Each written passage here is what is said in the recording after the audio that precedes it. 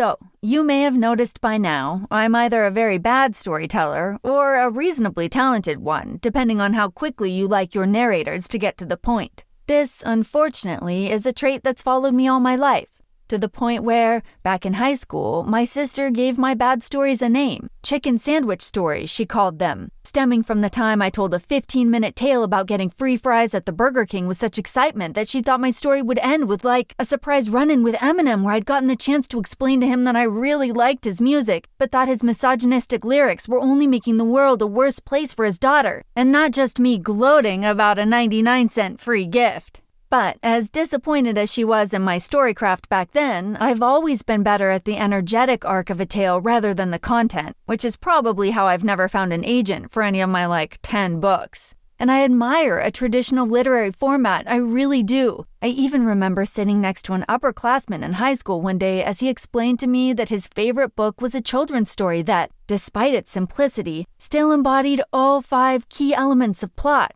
It was such on-point proto-Zach Braff flirting that it's a wonder my panties didn't fall straight off. But even if my classmate preferred more refined lines for his children's books, I still like a chicken sandwich story, the kind that starts with a 16-year-old girl walking into the brand new Burger King in town and ordering a chicken sandwich, straight, because she'd never been the type to like sides. She wasn't a rice and beans girl or a breadbasket fiend, although she still could get into some chips and salsa since she wasn't a total freak. The kind of story that heats up when the cashier, just a little older than her, gives her a smile when he punches in her order and adds fries on the house. The kind that gets a little weirder when our heroine can't decide if he's macking on her or fishing for tips, even though we didn't tip like that back then, and then has to wait awkwardly at the counter for her order for approximately a century while a blush ravages her cheeks. The kind that ends with our protagonist still wondering if she should have slipped the guy either her number or a crisp George Washington long after she's licked the last of the fry salt from her fingertips. So yeah, that kind of story may not have all 5 key elements, but it's got the same things as a chicken sandwich, a little meat to fill the belly, a little lettuce so you can pretend it's healthy, and a fat dollop of sauce.